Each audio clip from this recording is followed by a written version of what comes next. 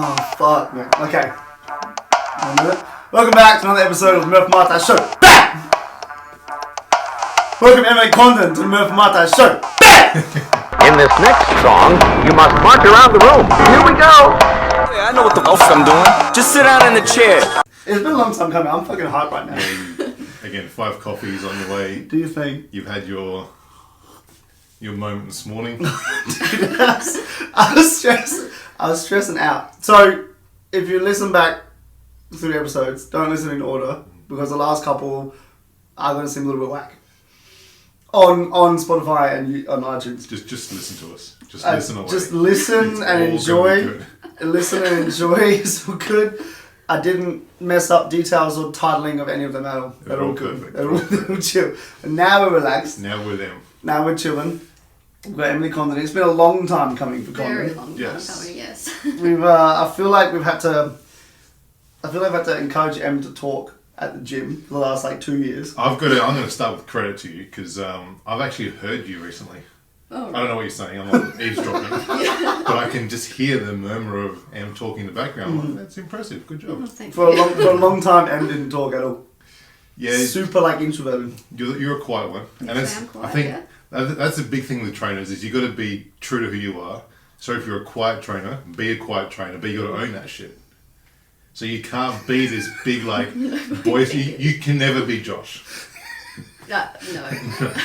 I'm well aware of that. And the thing is, if you tried to be, people would be like, "What are you doing? It just seems weird." Yeah. There's not enough room in the gym. You kind of There's not enough air in the gym. Josh takes up 3/4 I take of a it. lot of air. gym. Yeah, we need to get a bigger gym. Why are you getting a bigger gym? Because Em's trying to be me. So I get a bigger gym now. So yeah, so credit to Em. Keep going. Yes. So good job. You're doing Thank well. you. Keep going with that. Keep going with that. How have you found Em being in the gym then? This is, I'm just gonna fucking go on tangent. Well, she asked me permission to use anything around me, so it's great. I think maybe a little bit scared still. Murph's over down at the other Can I end. use that? I'm nowhere near it. Go for it. Fair. So hang on. So contextually, Em's a trainer now. Yes. Em's a Yeah. We're gonna get. Which We're I'm gonna going to get into that at some point. Yeah, we're gonna go the journey. I'm just gonna sit and finish this, and you start the journey. Go. No, you're great at the gym. Obviously, as old trainers do, or definitely we do to each other, I keep an eye on what's going on, and I watch what Josh does, and I watch what you do, and I'm sure you watch what we do in the gym as well, and you're doing a good job. Oh, thank you, yeah. You do a solid job with your young soccer girl. I'm not sure of her name. What's her name? Zoe. Zoe. Good one. With the dog. With the dog. The dog. That's who. Yeah. Yeah, you do a great job with her. Yeah. Keep her accountable and keep her working because I know she likes to have a bit of a chat every now and then. She loves to chat, yes. We've all got people. We like that. all have those people, and we will always have those people. So it's always a challenge for a trainer. Say, no, you're doing a really good job. But we're going to start a bit earlier than right now. Yep. Yes. Because otherwise this is going to end very quickly. So normally the way this works when we get an interviewee in, if I don't know them, which I don't with you, Yep. I run the session. Yep. Which is a good challenge. So let's start. So, born in Port Pirie. Born and raised in Port Pirie, We're not going to go into all that stuff. I remember that, so we're going to start with that. Yeah. Now, tell me about why soccer? Why did you get into soccer? I started playing soccer when I was 7, so up in Port Pirie, the school team there. My older brother played, so he was always out in the backyard with Dad kicking the ball, and I would join in. So your every now brother's and then. a soccer player as well, big time, or you're the only big time in the family? Right. Which we're going to get into. Yeah. So my brother doesn't play soccer anymore. Okay. I got an older brother, younger brother. Both used to play, not anymore though. So I'm the only one that stuck with it. Still sticking with it. Yep. Yeah. Of course. Loving it. Yep. Yeah. So what made you really get it? Obviously, your dad played with your brother and then maybe a bit of sibling rivalry there going on. Yeah, a little bit. What made you fall in love with soccer? I don't know, I just enjoyed, for me, I was the only girl out there at the time. Growing up, I was with all the boys, but for some reason I just fell in love with the game. Yeah. So you played in boys teams? In boys teams, so Nice. started off in, for my school, one of, few girls in the whole competition itself, and then went to club teams, which was obviously with boys, so I tried to play with boys as long as I could, because that helped develop my game, but Yeah, I think I just fell in love with the game. Yeah. Yeah. Very good. And you play midfielder, right? I'm a midfielder, striker, anywhere across the top. Across the top. Yeah. That's all the Striker, attacking winger, area. yeah, in the attacking. Anywhere attacking. In attack, We've been yeah. doing this for 2 years, right? From day one, I've been a soccer guy, right? Yeah. And you still don't know. Still no position. It's been 2 years. We had a 2-year anniversary with Sid, like yesterday or today, right? Yesterday. And that was our second episode. Yeah. Come on, man. I'm getting better. You can't deny that I'm getting better. You're getting better. But then there's new lingo like Okay. the top, and I'm like, where's the top? Okay, fair. I'll pay that. I'll pay that The one. attack region. Yeah. Okay. Okay. Not defence. Not defence. Cool. Yeah. I'm up to that. At least I knew midfielder. That's true. And striker, I know what a striker You is. did, So yeah. we're good there. It's growing. I see now I've lost my position. Okay, so you're a midfielder, always been a midfielder, right from the very beginning. Yeah, always Yeah. been a midfielder. Because one thing I read was you're known for your technical prowess and power. Okay, yeah. Where'd you read that? I read that on without getting too much of a spoiler for later on in this Yeah. interview, on the Adelaide United site. Okay. Is yeah. this true? Is this something you've always had in your skill set? Well, I'd like to consider myself a skillful player, and I think that's what I am known for. So, Yep. yeah, I'll take that. So I'm guessing, now there's this thing called white line fever, which I'm sure you've heard of. Yeah. I'm guessing you don't have a lot of that when you cross the white line. You're not this crazy mental kick shins kind of person. No, I think coaches are still trying to get me to get that white line. Cool. So obviously, if you're not that, then you have the technical prowess, Yeah. as so mentioned, which is elevating your game. Yes. Is that something you focus on? Do you have to spend a lot of hours on? I don't know what soccer drills are out there. This is why I like letting improve you this. run. This is why I like letting you run these sessions with soccer players because you're Yeah. like, I'm trying my best. If you were a basketballer, this would be a real in-depth soccer conversation. I used to play basketball. So we can get into that. Oh, yes. That was my next question. You playing on the sport, but we'll Yeah. get back to that. Yeah. How did you improve your soccer technique? How did you improve your dribbling and all that sort of stuff?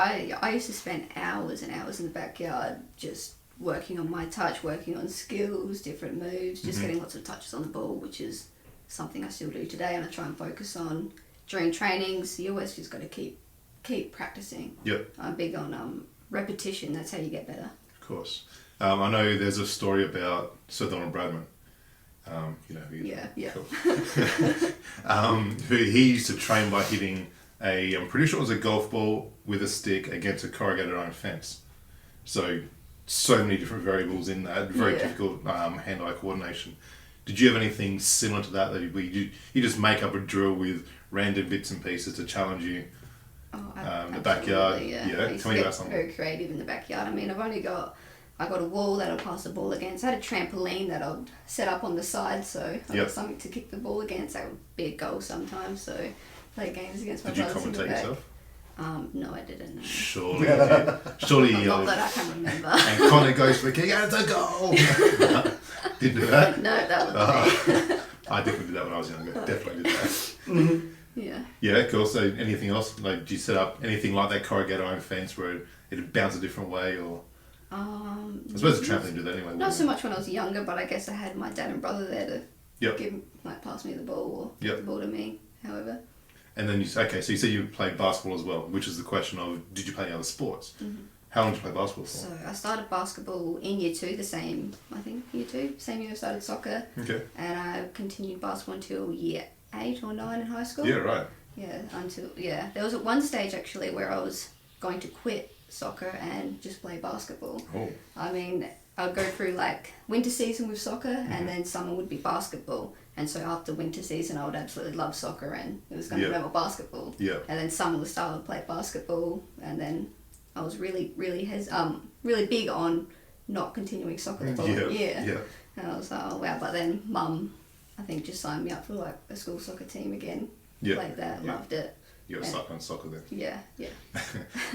So basketball for 6 years. Yeah, I think so. You're pretty good. I actually was a decent basketball player. Nice. Did you have dribbling prowess? I was Like you do in good. I was soccer? good at dribbling. Yeah. Yeah. Did Left you and shoot? right hand, which is good. Yeah. Left and right hand? Yeah. Oh, no. Yeah, That's my- rare.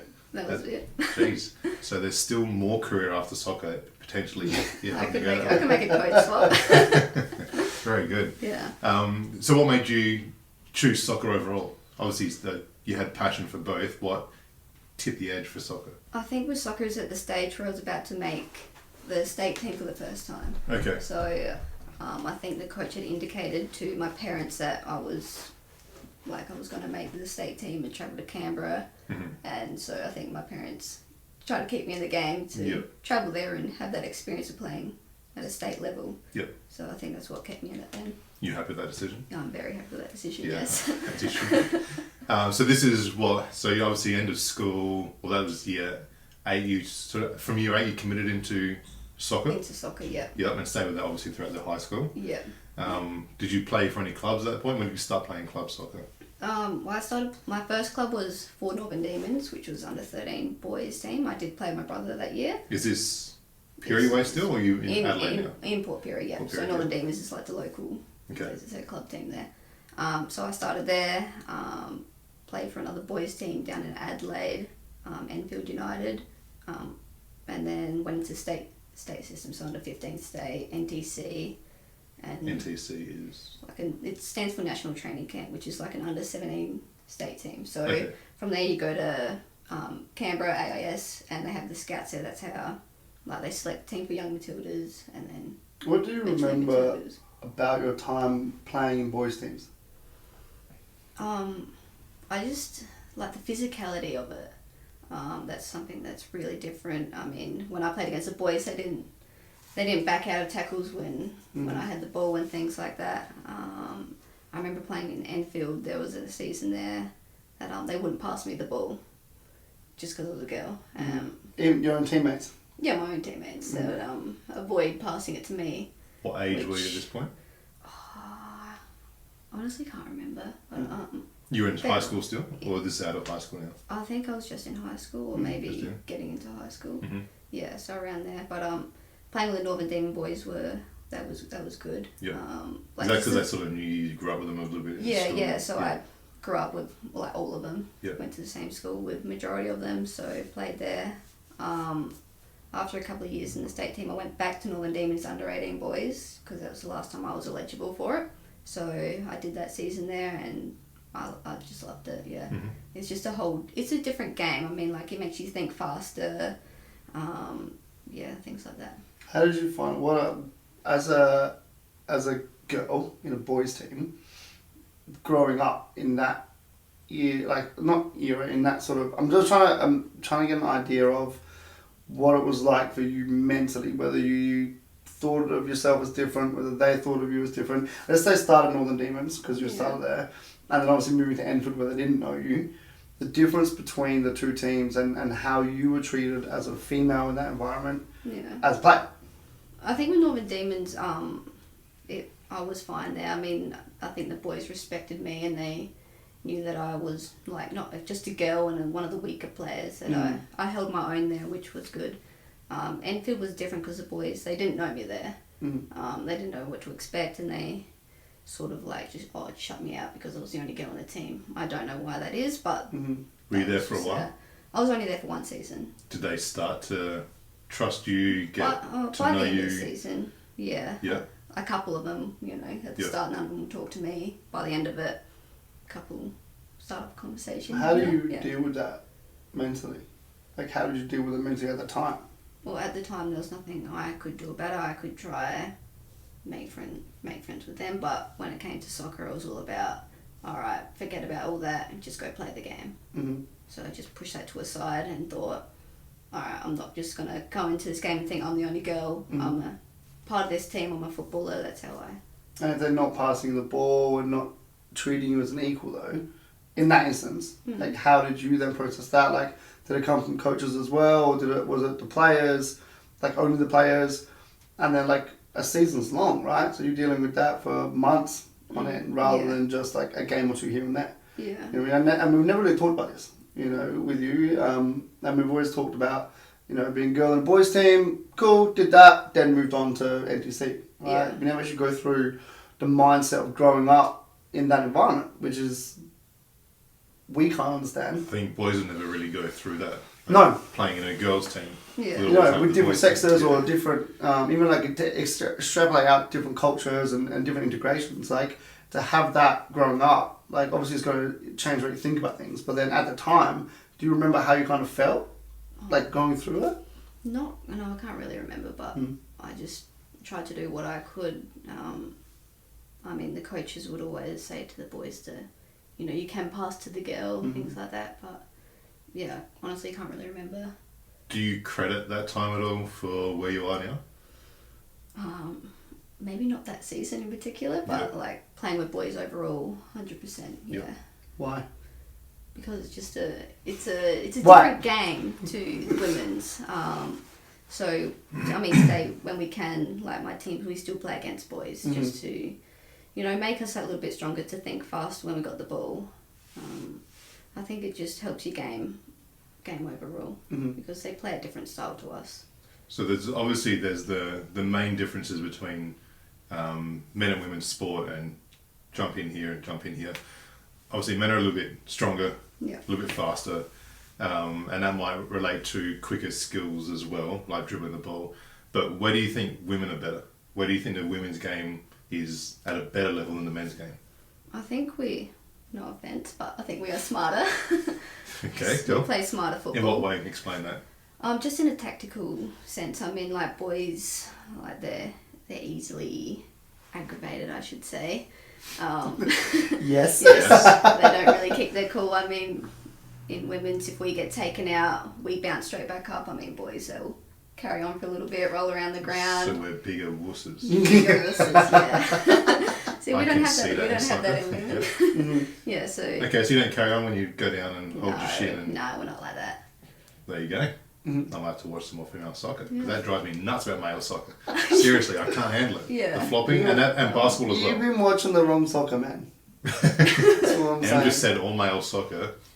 I'm saying you're watching the wrong soccer. Okay. Yeah, you gotta watch the women. Got to watch it. Yeah, I might have to. Women, yeah. Well, I don't watch soccer full stop, so I'm going to have to start soccer and go straight to the female soccer. Flopping is a big no-no for me in any game, any code. So, okay, cool. Interesting. And also the emotional side of things, I think, as well. Keep it cool.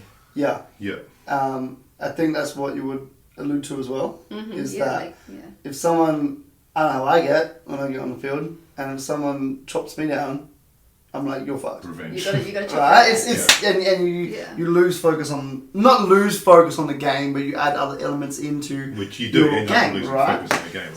Same in basketball, same with any sport, and you can kind of lose that focus on the game, whereas I think what you're saying is that we don't get that. Rather than flopping, because it's a tactic across the world, girls and boys, right? Yeah. And that's a tactic. For the game, unfortunately, it's a thing. But in regards to like the emotional side of things, when you're going into battle, right? Guys are like battle, masculine energy, and some guy comes in, and it's also a tactic. Someone comes in, fucking hits you off the ball, puts you off your game. Whereas with girls, I think, like I'm saying, is that you tend to go, all right, cool, play the game. You don't have that emotional rush. Kill you. Is there any? I mean, there are a couple. There is one in particular I can think of. Absolutely. Yeah. Across the world, I wouldn't know, but there are, of course. Yep. Yeah. But it's a less prevalent. Yeah, it's not as which common. is awesome to think. Is trash talking prevalent in soccer? Well, not that I've experienced personally. You're not a trash talker? No, I don't trash talk, but I've never received it either. Maybe Really. too polite. And barely talks, man. In general. Just focus on the game. Yeah. It's a good thing. It's a good thing. Yeah. Okay. I'm sure there is trash talkers out there, but not that I've come across. Yep. Yeah. And so then when you went from Enfield to NTC, was it from Enfield? Oh, no, sorry, Enfield to Northern Demons again. Yeah. I got back to Northern Demons. Well, not straight after. I mean, I had like the state system in between. Yeah, like okay. 15 state. Yeah, All girls team. Yeah.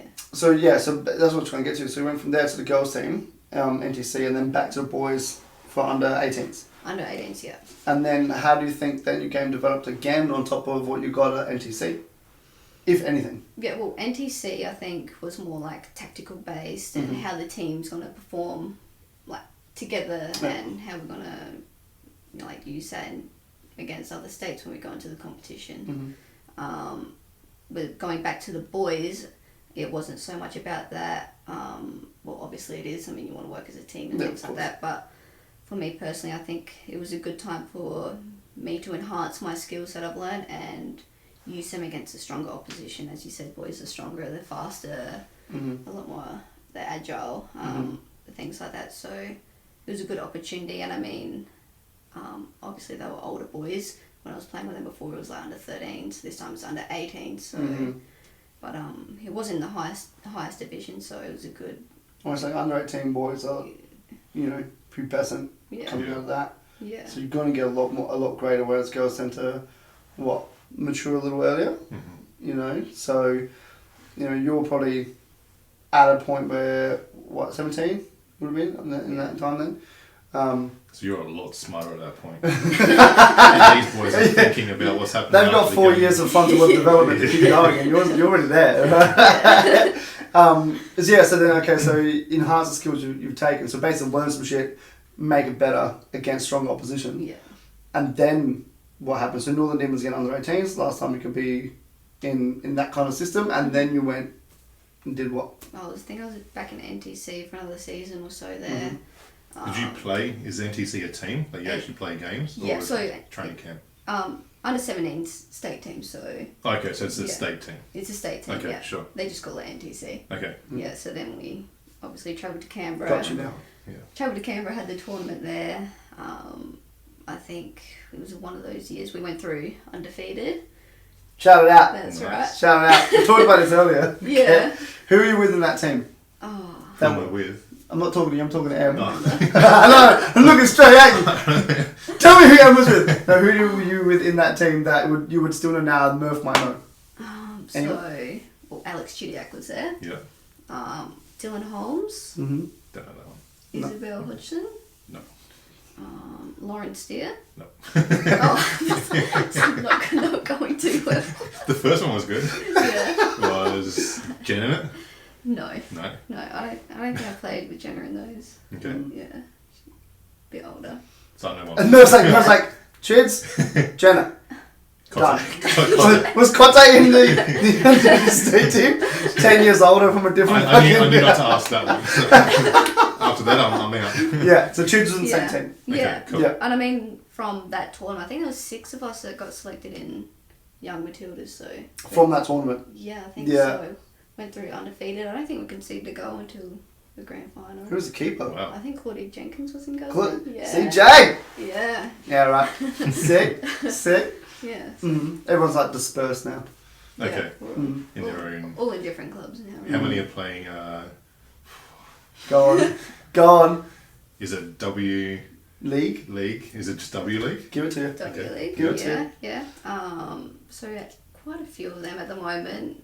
Last season, there was myself. Obviously, Chudiak has played in the past. So Dylan played last year. Izzy played last year. I've got this for reference for later. Keep going. Oh, you do? Yeah. So this sort of suits a timeline to bring us in now, I think. So around 2013 you started, correct? Yeah. With United? Yep, I think so. Yep, that's what United told me anyway, so Yep. I'm going to go Oh, with you've that. done your research. Is that after your second stint with NTC, you moved into United, or was there something in between that? No, I think it was after NTC. At the time, Ross Aloisi was the NTC coach, and then he became our W-League coach. So I think that gave us local girls a good opportunity to... Yeah, because they knew already he could trust you as a player. And, Yeah, cool. Yeah. How'd you get into that then? Other than, obviously, you were very good and Yeah. you had the coach there who could back you. Yeah. So I think it was from like the state tournaments and things like that that I was able to get in. I mean, I did a long period of trialling for Adelaide United, and I had just turned 15 at that stage. Okay. And you have to be 15 to sign in W-League. So Yep. very Is that young. like a development player or you were in the squad? I was in the squad. Very cool. Yeah, that's the season I made my debut at 15. So Wow. Yeah. And these are like full grown women in their potentially 30s or mid 20s. Yeah. How old would a female soccer play in the W League? Oh, I think. How old's an NBA player? It's a range, Murph. That's It's a range. what I'm asking. Like, What's the range? What's the end range that Davana's about 60. it's so bad. I'm sure it was funny. Yeah. I mean, I think it's like She's an animal. She's so good. she's Anyway, great, yeah. another player. So I'm guessing into the 30s. Into the 30s. So here you yeah. are, a 15-year-old, more than half the age of some of the women you're up against. How'd that go? Yeah. It's obviously very, very different. Yeah. Because they're obviously a lot bigger than what I was, a lot stronger. Can't really remember much of my first year. I just remember making my debut and then scoring my first goal, second game. In your debut? Not my debut, but the second game, yes. Second game, wow. Yeah, so I was pretty happy with that. It was all that. Second youngest player ever to score? Yeah, to Sam Kerr. To Sam Kerr. Yeah, wow. Right. Yeah. Wow. You know, Damn you Sam, know always tipping at the I have post. heard of Sam You Kerr, said- yes. Yeah. Yes, I have heard of Yeah. Sam Kerr. Because how old were you? 15 and so many days. Yeah, I don't know. Some day. I looked it up a while back and I was like, oh, I'm second? Doesn't matter. But yeah, that's sick, right? Yeah. That's How'd you sick. score it? What Yeah. kind of goal was it? Through ball, I got it, and I think I kicked it cross goal on the ground, bottom corner. Straight past the goal. Straight past the goalkeeper. Best part is, what was your celebration? I don't know. Just wings. Turns around. Do anything. No, I think I did First goal. celebrate. Did Did you? See, I didn't think there was. I thought there was no. I thought you just kind of turned around and was Find like, evidence of this. find evidence. Did you know him back then? No, not at 15. No. No. It was really interesting. The first was the first instance I had with M was when you asked me about DJing your cousin's wedding. No. No, what was it? First one was that was one of them. I didn't get back to it for like 3 months. No, it's when I was doing my Cert 3 or Cert 4 and need to do practical hours. That's what it was. Practical hours. And Yeah. then you sent me off with Elena anyways. Yeah, I was like, go with Elle. Yeah. It's like, sorry, you got no time at the moment. I'm setting up a business. So yes, that's right. Yes, That's right. that's when I first met you. I remember there was a long delay in my messaging at that point. I remember because I felt bad. I was like, fuck, I was supposed to. Because didn't I come back to you about. There was a wedding or an engagement or something that came up? Well, originally I had asked Kevin, That's for right. a good personal trainer, I need to do practical hours. Oh, yeah, go to Josh Smith. That's right. That's right. And then I think it was at a stage where you had done your ACL or something, you just had a surgery Yeah, or something. 2016. Was it 2016? I reckon. I can't really remember, but yeah. Yeah. But anyways, He fobbed you off to someone else anyway. yeah, so I was working with Eleanor. Yeah. And that's just working with Eleanor. Yeah, exactly. Yes, yes. Did you ever have Emma as a client? Yeah. Yep. Yeah. Yeah. And when was that within the career? When was that? That was, Started about 4 years ago, I reckon. yeah. So not long after you fobbed her off, you took her on as a client? Yeah. I was like, okay, I'll give it some time. No, it was about 4 years ago, I think. I can't remember the exact date. Yep. But yeah, you can talk about that. Like, I can talk I'm about trying it. to remember it too. So Yeah. why did you go to, not so much Josh specifically, we'll get to that, Yeah. but why did you decide PT, why did you decide strength conditioning work? As in, like, why did I think I needed to? Yes, for train soccer, that? yeah. I think at the time I was a little bit small. Needed Yeah. to get a little bit stronger and things like that. And So this would have been a couple of years into your career with yeah, United? yeah. I think I'd started United. So you've been like 18-ish? When you started United, you were 15. Yeah, so I'm but saying like when a I Oh, few with years me, in. Yeah. 17. 17? Yeah, 17, a like, couple yeah. years after, Yeah. decided to.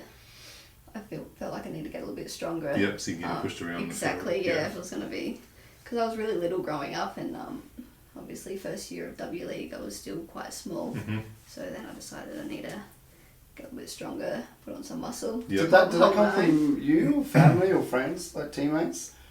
Like, whose decision was that, or whose idea was that to be like, I need to be stronger? I think it was mine. Yeah. Yeah. I mean, I've heard about you and had recommendations, so That's go cool. see Josh. Yeah. What's that? Yeah. Yeah. And still here. Still here. Yeah, still here. Did you have any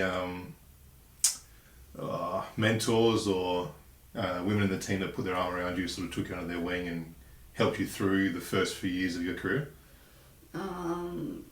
Not any in particular, but like when my first year, there were obviously a lot like older players in the team as well. So I think they all just like took me under their wing, kind of, and they all supported me, looked after me. Yep. Is there any you remember in particular? I think Melissa Barbieri. Bubs. Yeah, Bubs. Sick. Yeah. Shout out Bubs. Yeah. I'm gonna well put this one on Instagram that we got Bubs shout out and tag her in that. Yeah. She's been avoiding me. No, I'm kidding. I'll tag her in it. Yeah. And I want to get her on. I've actually wanted to get her on for a while. Yeah, get her. Former captain of Matildas, she's a goalkeeper. Yeah. You're right. Okay. Just a legend. Yeah. Okay. Yeah. Cool. So yeah, it was actually my first year signing there, and I heard that she was signed, and at the time she was a former Matilda goalkeeper. So I thought that was awesome at the time. Yeah. Excellent. Yeah. That was great. Did she get you into weight training at all, or she was more on field stuff? She was more on field and stuff. you decided Yeah. time to get in the gym. Yep. Time to get. What was the training like at that time then? Training was not on field training. Was there any like gym training or off field training that you were doing that would have helped facilitate that? But you're like, I need more, or was it just kind of like there's nothing, I need to do something on my own? Yeah, I can't recall there being anything that made me think I need to do this thing. It came from myself. Mm. And I thought, all right, I need to get into do extra Were there training. gym based sessions back then? No, not for United. No, Yeah. So Is just this just the Women's United, or just Women's United. so the men were doing gym, Oh, women weren't yeah, doing gym? yeah, probably. Mm. Yeah, the men have their whole system. Yeah. Yeah, that they got. Is it just to jump ahead? We're doing like the Jordan documentary. We're going like we're going back and forth. timelines. We should just literally like this timeline, this timeline, just flip them up. Is there one now? Yes. There is. So, Yes, is it equal, like the men's system and the women's system, same sort of thing? Maybe different staff, but same thing. I have no idea what the men do. Okay. I just know that they have their whole training base out at Playford, where they've got their training facilities, the gym, their change rooms, whatever. Recently, I've been going to Emmanuel College for our gym sessions. Yep. We have had access to next gen in the city, but in terms of programming, it's completely separate to what the men do because different people run it. Yeah. Okay. Yeah. Okay. So So we're going to jump back. with Josh. To start with Josh. Tell me about that first experience. So started instant training or coaching. Yep. With So Em started. So when she first came in with Elle, she was doing work experience for her cert work 3. experience. Yep. Yeah. Yeah. So Yeah. it wasn't like coming for training, as in like Chid's coming for actual training. Yeah. Okay. Em was coming in to kind of like watch, Yeah. learn, Observe. basically. Yeah. Yeah. Because I was still living in Port Pirie at that stage, so I came down for the week during a holiday break and did the work experience there with my cert But you 3. with Eleanor for all that. Yep, with Elle. Yep. With Elle. Elle for the week. How'd you find that? From what I remember, it was fine. It's pretty cool. I mean, I remember the early wake ups boot camp at 6 a.m. Yeah. at the park. Thanks, Good time. Josh. Yeah. You're welcome. Good time. Good time. Yeah, I don't think Mum was a fan of that because she had to drive me at the time. All the way from Puri. No, just from my grandma's house. Okay. So Sorry, Carly. yeah. I guess then we'll get back again. Yeah. What made you think I wanted to do PT? Originally, before I started my Cert 3 course, it never crossed my mind. Yeah. It was just a thing that popped up at school, and they said, "Look, we got these certificates that the school offered around to anyone that would think they might be interested." So it was me and a couple other people that went in. Because this is before you even did training, right? Like in the gym. Yeah, that was before. Yeah, right. So you wanted to be a trainer before you'd actually trained. Well, at the time, I didn't know I wanted to be a trainer. I just did my Cert 3. It was just something to choose to Yeah. go ahead and okay. Yeah. It's like how I did my engineering degree. Yeah. Yeah, I suppose that's how most people do degrees, right? Yeah. Yeah. That looks interesting. Yeah. Give it a shot. Let's do that one. See what happens. Yeah. Okay, cool. Yeah, so Um, at the time I didn't know I wanted to go into personal training. I just did the course just to, I really don't even do know, something. just to Yeah. do something, yeah. Cool. Something extra during school, and then And you got your Cert 3 then? Cert 3, yes. And you did your Cert 4 later on down the track? And I did my Cert 4, I think I was in year 12 when I did that. Okay. Or just finished year 12, or When did you graduate? 2016. The Cert 4, there was a time between the Cert 3 and Cert 4, wasn't there? Yeah. There's a lot more that goes into that time for Em. It's because she was away. A lot. To expand.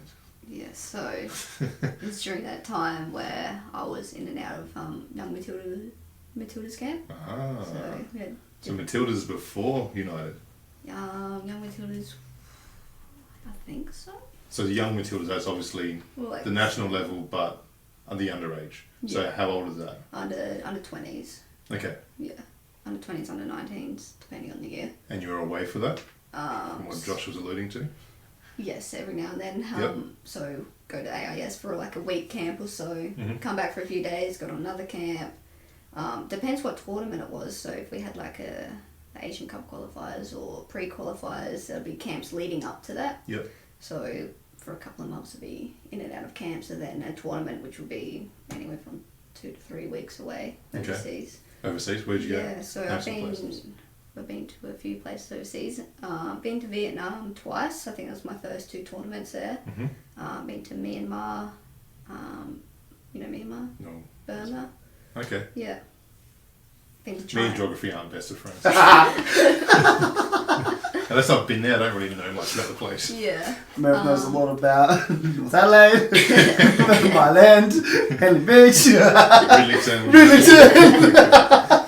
That's all you need to know. Yeah, That's all you need. My little world, we're good. You just Yeah, chill yeah. Okay, so what did you think of those? Like, especially at a young age, traveling away. I'm guessing without family, Yeah, without just teammates. Now, this is the Australian team, so there wouldn't even be teammates really, other than the Australian teammates. Did you have any friends on the trip? I mean, originally there was 6 of us girls from SA that went. Okay, so you had some people you knew already. Yeah, That's yeah. cool. And obviously the camps beforehand, you get to know everyone there, which Yep. helped. And How'd you find traveling at that age? um, Playing the sport you love. yeah. At the time, I think it was a little bit scary. Yeah. It Yep. was something I haven't really done before, especially with like at a national team level. But having girls there I knew, that helped a lot. Yep. Made me feel a lot more comfortable. But yeah, it's fine. Did you get some W's? Yes, we did. Nice. it. Nice. Who was the coach around that time? We had Auntie Jurek at the start. Okay, Yeah. interesting. Yeah, Yes, and then it went into Gary Van Egmond yeah, and Leah. yeah, Yeah. yeah. So when I asked that question, you smirked. Is that like you just dominated over there? I think the first time we went over there we did. Yeah. Like sometimes we go to these tournaments and we play countries that are they're less fortunate than us. Yep. And we just the games kill are just a walk in the dominate. park, really. Nice. Yeah. Nice. Yeah. But yeah. Did you find that helped? Like to be able to play against teams that weren't as good as you? Did you find that boosted your confidence or boosted your skill level, or was it like you come back and It was kind of didn't do much for you? didn't do much for Just a good myself or the experience. team. Yeah. Yeah. It's a good experience to play, but the games, those types of games, are definitely not. Yeah. Yeah. Not You all that don't learn good. a lot Yeah. from a smashing, do you? No. Other than it just feels good to do it every now and then. Yeah. It does. You can't deny winning by, I don't know, what's a big margin in soccer? 6? 21 goals? There was, 21 goals? there was a game where it was 21 goals to 0. Yeah, okay. So it's Not gonna How about that for a smashing? So It was like 1,000 points in basketball. Yeah, it actually probably is. yeah. Yeah, right. So Wow. yeah, there's games like that weren't all that worth it, I should say. I don't Yeah. know, but Did you celebrate after those kind of games, or did you just walk off like? yeah, you feel bad. Yeah. Kind of. Yeah. So Okay, so we covered that bit. Well, you missed the place you went with Young Matildas. You went Myanmar, Vietnam. we went to Indonesia and China twice. Okay. How did you find China, Emily? Oh, I love China. Really? Would recommend. Yeah. Why? What no, about it? absolutely not. Ah. Yeah, I did not like. You didn't pick up the sarcasm? Oh no. You didn't pick up the sarcasm? No, I didn't. Oh my god. It was like, that's the most M gives. Like, Yeah. that's exuding out of it. That, I meant Yeah. that. Yeah. Okay, so Yeah, wasn't a first- big fan of China. No, first experience in China. I mean, we went there for 2 games. I think we were there for like 2 weeks for these 2 games as well. It's a long time to be away. Oh, yeah, absolutely. Especially in China. So in China we were in this like a sports facility center type of thing. Describe it and the area to us. It's just like in the middle of nowhere. Just like Is it in a this. university sort of setting, or is it Oh, just well, in nowhere? In nowhere, really. Yeah, right. Yeah, a couple hour bus ride to get there. I think it's meant to be like the AIS, but it's not like the AIS at No. all. But yeah. See, because to me, I imagine China lots of wealth in the country, or actually there's like this in like wealthy areas and then not so wealthy. I thought sport was really big over there because it is in basketball. Basketball is lots of money in China, heaps of money. Not in soccer. Well, not where we went, I would say. Okay. Yeah, I mean it could have been a lot better, but yeah, that's just China. I remember the one thing I really didn't like about China was like the pollution in the air. Yeah, I've heard that. Yeah, and like they would warn you, don't go out today, like the pollution level's too high. That's scary. And you're trying to play soccer and you can't see, you're struggling to breathe. Wow. Yeah.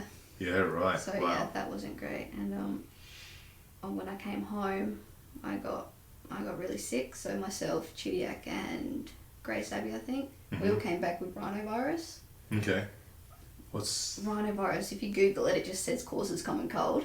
okay? But it's pretty serious. Yeah, it completely wiped me out for like 4 months or so. Yeah, wow. Coming back, we're meant to be going straight into the W-League season, and so us three we couldn't play the first couple of games. Yeah, wow. I was sick, but the other two they managed to get better, and I just gradually got worse and worse. Really bad sickness. Some days I couldn't get out of bed, couldn't move, just wanted to pass out all the time. Yeah. So not going back to China too soon. No, not anymore. No. But I did have to go back to China for another tournament. Okay, better this time. Yes, 100% better. Stayed in better places, better facilities. Yep. Yeah. China's different. China's different. It's different to what you would think it is. Yeah. Yeah, everyone keeps telling me that. Obviously, I've only seen it. Bridgerton, Marlene, and Mitise, that's your area. Okay. Yeah. China for me is like Goodger Street. Oh God. It's Chinatown. That's not a racist thing. It's Chinatown. Okay. It's like that. Anyway, keep going. I wish it was like that. So yeah, don't know much about China. I mean, I've been to Asian countries, so I've seen, I guess, an idea of Bangkok. No. I guess it's pretty similar to that. So there's no blue skies. There's Pollution's crazy, yeah. pretty dirty. Yeah. And then obviously trying to perform at that level, you know, because Chinese team is decent. Like soccer is quality. Yeah. It's not like you're going from walking apart. Yeah. And then like trying to perform at that level while you know that level of pollution in the air is just next level. The quality of teams you come up against. I remember in the World Cup qualifiers we came against teams like Japan where we went down like 5-0 or so, and we did lose to China in the deciding match of who went to the World Cup. So okay. Yeah, that was a very sad time. That was not a happy time. I remember talking to Chids and you guys when you were over there, like WhatsApp, and I was just like distraught. Yeah. I didn't talk to Chids I think it was like 2 days after the game because she was just in her own little like. Now this is where we fast forwarded to another point in your career. No, this is around the same time, Young Matilda. Same time? Yeah. Just a young Matilda still? Young Matilda. Okay. Okay. Yeah, and that's why, like, because of like the camps and the Asian qualifiers, and then these were World Cup qualifiers. World Cup qualifiers. Em was in and out, and then come up with rhinovirus and that later out for like it was like 6 months by the end, 6 to 9 months, wasn't it? Yeah, very very long time. And then like it just got worse and worse and worse, and it was like I was asking like, what's up? How's it going? How you finding things? Still sick? Still can't do this? Still can't? Can't perform. Nothing's getting better, and they didn't know why. The testing was, don't know what's going on. Don't know what's going on. Don't know what's going on. Yeah, Crazy. so many tests were done, and it's just like it was there's huge. nothing wrong with you. It was like patient zero coronavirus in 2015, 2016, right here. You know what I mean? It was just whack. It was just whack. And that later out, and then it was like trying to get it back for the next season. But that's why at the time it was like, I remember we had a discussion about doing a Cert 4. I was like, while you're away, you can do it online. Do your online parts, and then we'll do the experience when you get back and get your practical hours done and whatever. I said use your time effectively. Whether you're going to do it or not in the future doesn't matter, because at that point it was like, this is something you're doing. You focus on soccer at that time, and trying to make the Matilda squad, the senior Matilda squad. So it was like, focus on that while you're away. Invest time, because that way when you get out of soccer you have something to fall back on if you want to do that. It's worthwhile investment. You've done Cert 3, might as well just do Cert 4. And that was kind of like that was drawn out over that period. Young Matilda's time. So we got to rhinovirus. Rhinovirus. Ugh. So then obviously gradually start to get better, and that's when I was really big on getting back into the gym. Yep. obviously I'd lost a lot of strength in that time. A lot of my fitness was gone. Strength was gone. Things like that. So, and then obviously I was pushing to make the W-League squad the following season. Mm-hmm. So yeah. Because that's right. Because you were signed, they didn't play that year. Yeah. You were So you signed. missed the whole season. Yeah. Signed for United, but didn't get to play because of the virus. Yeah, yeah. Yeah. Like, yeah. So that was the end of your contract after that, or as in like the. so do you sign one like year at a time? Like a Was it- yearly contract. Okay, Yeah. so you're going for the next contract Yeah. after that. Yeah. So when the season finishes, the contract ends, and Yep. then you go Is try that- again at the end of the year. Across the board for like now still, or is there multiple year? I mean, there signings? are. Some players get multiple years, but it's not very common. Okay. Yeah. Not in W-League. Yeah. I mean, Okay. some players sign like a 2-year deal. Yeah. I have heard of someone sign a 3-year deal, but Yeah.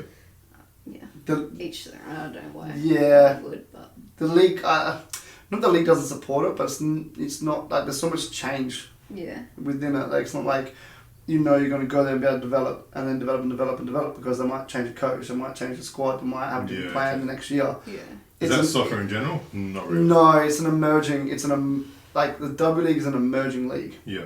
And which brings me on to a question I want to ask you as well in a little bit. Also we'll go through stuff, but it's an emerging league, yeah, and so there's a lot of change.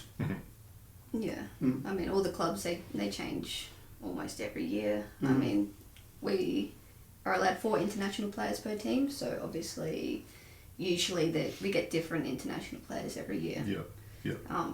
Across the board, so all clubs with that. And I mean, the local players, they move around a lot, so there are quite a few players that play in different clubs. I mean, like Jenny McCormick's played at Adelaide, Canberra, Brisbane, Melbourne Victory. Okay. So players they move around. Particularly in the East Coast when you've got 2 teams in Melbourne, not 3 in Sydney, no 2 in Sydney, no 3 in Sydney. You got Sydney, West Sydney and Central Coast, Canberra, so you've got 4 in New South Wales effectively, and then Brisbane. If you're on the East Coast, you can move if you're within the system. Yeah. Depending upon loyalty, depending upon finance, depending on training conditions, what your goals are, where you want to go. Unfortunately, Adelaide, Perth, you've only got, and Brisbane obviously, but you've only got the one team there, and it's not as easy to go like, I'm just going to go and play for another team because you're moving to state. Yeah. And you're away from family and friends and did that. You know what I mean? So you went somewhere else? Not for W League, Yeah, but not for W-League, but like a Future Matildas program. I went to Sydney for about like 6 months or so. Yep. There's a program they just started that year that I got invited to, where it's like training, playing almost every day. Okay. And it's meant to be like a professional setup where it helps these girls in between the NTC age group and W-League to fill that gap. Mm-hmm. So the girls have something to do, so they're not just going back to a WNPL level. Yep. And help. I think it's put in place to help for the 2023 World Cup. So they have that base of like the young players coming through, Okay. pushing up the next couple of years when we have the World Cup. So preparation for then this is the big time Matildas. Yeah. Yep. Big time Matildas, yeah. Cool. because there's a age gap, or there's effectively an age gap between NTC finishing under 17s. Is that right? Yeah. And then jumping up into like a W League team. Yeah. Is that there's no under 19s, under 21s, under 23s, which is the format through the guy system. Yeah. The male system is a bit more. There's a lot more guys, and it's a lot more structured, developing through that level, but don't have that. Yeah. And so when they identified, okay, cool, well, there's this need to go and have this kind of mid-tier gap. Well, there's a big jump between NTC under 17 and W League when you're playing the older women, who have the experience, and that's basically why they put this in place. I talked to Stadge at the time, so this was 2018, wasn't it? Yeah. So I talked to Stadge, who was the Matildas coach at the time. I was talking to him about why they did it. So he came here for a seminar. I was having a chat with him, and it was like basically the way he put it. He goes, Adelaide, Perth, a little bit of Brisbane. He goes, just black holes for talent. Like you go there might be 3 players in the state who've made it to the young Matildas because you look at who's coming through. They're coming through from Melbourne, Sydney, academies, and the developments there. So what they wanted to do is they still travel around the country and try and identify talent, and that's where like Mary came from and whatnot. They still travel around the country to identify talent, but then they want to bring them to a central location because they can't trust the training systems in those states for development at that level. Yeah. You know, you only get a certain level of coaches before they go, oh, you're a great coach, we'll take you over to Sydney or Melbourne, wherever it may be. And so what you find is that you get to a point when they go and the development here is limited. And so that's why they looked at setting up the Future Matildas program, which was to go, okay, well, we've got this girls with quality. We want to provide them a pathway to get into the senior Matildas team and treat them like professionals with training in the one sort of facility in Sydney, wasn't it? Yeah, in Sydney. In Sydney. So, and have that development there. You know, and so Em was in that for, was it half a year? I think it was half a year, 6 months, yeah. Yeah, okay. Yeah, and that was what's happening at that time. Yeah. You know, so keep going. I'll provide context. Because I know you're both not much talkers, so you talk a little bit, and then you ask, and I'll fill it. There's going to be some filling somewhere. I'll fill it, I'll fluff it. I'm like over here like dying to say some shit. Anyway, keep going. Oh, well, I didn't know you spoke to the stage about it. I haven't released a photo. I got a photo of Stage. You got a photo? Yeah, I mean Stage was hanging out, so it was really funny. So he came for this football. South Australia brought him over here. So the league here brought him over here to do a seminar, and it was like hyped up, like, you know, Stage, Matilda's coach coming, doing all the stuff, and I was like, you know what? I'm gonna go. I've got some Matildas that I train. I want to basically find out what his. It was I think the presentation was on like it was almost like development of, you know, coaching strategy or something along those lines. And I invited all the coaches from WNPL. There's some W League coaches there. They brought the NTC team there to be like, you know, this is the pathway for you guys. But he came over. I rocked up early, right? Because I was like, if I get there, like they said, refreshments from 5 and things starts at 6. Might have been, it was refreshments from 6 and presentation starts at 7. So I was like, people are going to get there at like 6:15, come in and have the refreshments. I was like, I'm getting at 5, right? So I rode into the car park at like 5 o'clock because no one's going to get there early because they're going to just do a setup and whatever, not ready. And I was like, when they're doing a setup is when he's practicing his shit, when they're setting it all up. And I was like, I'm fucking see if I can catch up with Matilda's coach. So I rolled in. And I walked in there and I was like, I'm here for the seminar. And the lady's like, it's not for another hour. And I was like, yeah, can I just like hang out in the room? Right, I'll just do some work. Yeah. I had like a notepad and stuff, and I was like, I'll just do some work. Is that okay? And she was like, it was just at the I think it was the highway. There's like a function room there. Yeah. And she was like, oh, yeah, okay, just hang out in the room. That's good. She goes, might be able to set up or whatever. Go in there. I said, that's no dramas, right? And I was like, hoping, right? So they had this 200 chairs in the room, and they had obviously standing room at the back and whatever. And I rolled in and sat front center right from the lectern, like dead set here, lectern there, right? Josh doesn't lack confidence No, he in doesn't. anything. No. So I rolled in and sat down and Stadge was in there, getting his notes ready, like practicing, not practicing, but kind of like working out the stage stuff, and this lady helping him set some stuff up and whatever. And I was like, work? On that chair. Me? Gonna chat to Stadge. Yeah. And so we had a little chat and he's like, I can't remember how he brought it up. He must have said hello or something or welcome. And I was like, hey, how you doing? And he goes, yeah, good. And somehow it came up as he goes, it might have been like, you know, what are you doing here? Or you're early or whatever. I said, yeah, I thought I might come in and check it out, whatever. That's right. Yeah. You're early. I was like, yeah, I thought I might come in and like set up early and get a good seat and whatever and check it out. I said, I trained a few of the girls. It was like Matildas. I said, yeah. And I mentioned like you and Chids at the time and how many girls in the state. He was like, you train Chids. And I was like, yeah. He was like, Josh? And I was like, yeah. And I was like, my head was like this. And we just started chatting. And we stood there chatting for like half an hour before the seminar started. Kev rolled in at 5:30. Yeah. Kev rolled in at 5:30. And he sees me chatting to Stats. Right? And he was like, I thought I was getting here early. I was like, you got to be earlier, bro, to get in before me. That's not going to happen, right? Okay. And we're just talking about like the development process because this was the time to set up the Future Matildas. Yeah. Why they identified that, where they thought. He mentioned Mary at that time before she'd even on the radar outwardly. You know, he was like, we found this girl, she's doing the stuff, her dad's from Ireland, before they even come through. And so it was this really cool chat about just everything. But it was a raw chat. Like it wasn't like the whole, like the staged fucking this, that, chat, whatever. It was like, I'm going to tell you direct. He's not going to fluff around. Yeah. And so I think he gave a shit what he said to me. It's privately. And then obviously it changed a bit when Kev rolled in and changed a bit again when we started rolling in the dynamic. And obviously he had to go and do some stuff. But it was really cool because in the seminar, we're sitting there and in front of all the coaches, right? Whenever he's presenting, I can't remember what it was, but in front of all the coaches, he's talking and whatnot. And then he throws to me at one point, he's like, yeah, I was talking to Josh about this stuff beforehand, da da da da. And then we talked about something else and said something else. And he was like, Josh, and I was sitting in the front row like, yeah, that's right, we chatting. And I got his photo at the station, I'm just like, what's up, man? But I haven't released it. I've never released it. I don't know why. I was like, never released it. I was gonna be like, my mate. It's not too late. No, it's not too late. It's not too late. So yeah, so that was sick. That was sick. I'd love to get Stadge on as well. We can see if we can do a phone call. Get him on. Have a chat.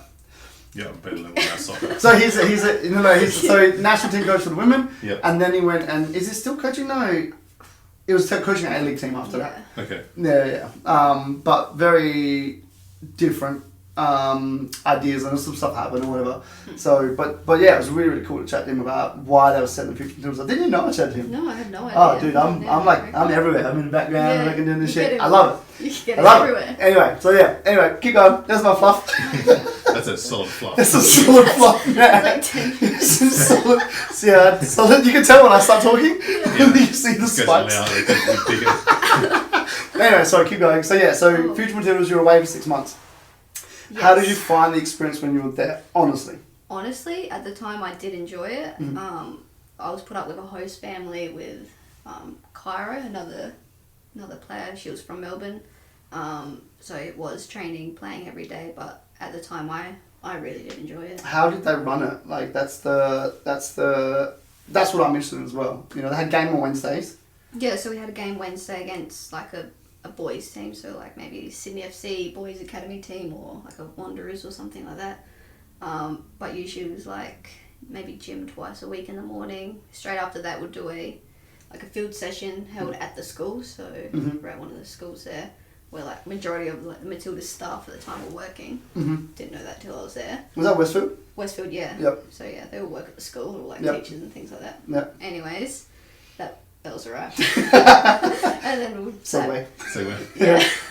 Yeah, so training. And what was the gym sessions and, you know, like how did you find that stuff? Like, did you feel you were prepared for that or was it a massive jump up or, you know... What was the professionalism like? What was the professionalism like, all of it? It was a fairly professional setup. I mean, it wasn't too much of a big step for me because I'd been doing gym prior to that, training lots. So was that with Josh at this point? It was already? Yep. Yeah, I was with you and then went over to Sydney.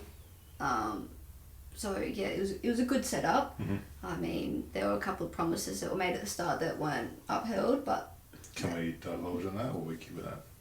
Oh, you can send whatever you want. You can talk about it. Well, it's just like where promises was like we work with the individual and we'll have like your own one-on-one session to work on your weaknesses and just run through private things with you individually. That didn't happen, but overall, like they did what they could. I mean, for the first year running it, it was. I suppose there's always going to be a few cracks here and there in the first year. Yeah, and I mean because it was Stadge and Gary Van Egmond that set it up. They're no longer a part of the Matildas at the moment, and that program is still going ahead. So I don't know what's happening with it now or how it's changed, whether it's gotten better. Yeah. At that point, did you feel like I've made it? Like this is big, or is it still? Was there still more to come? I think that was still. I haven't seen the stories. I mean, before I went to the Future Matildas, it was earlier that year that I made the Matildas squad and I got to travel to Portugal. The actual Matildas? The actual Matildas, yeah, the national team. Because I watched your video on the Matildas, on the Adelaide United website. Yeah. So I want you to go through that a little bit. But is that what we're going to do now? We're up to that now? Yeah, Cut back in time.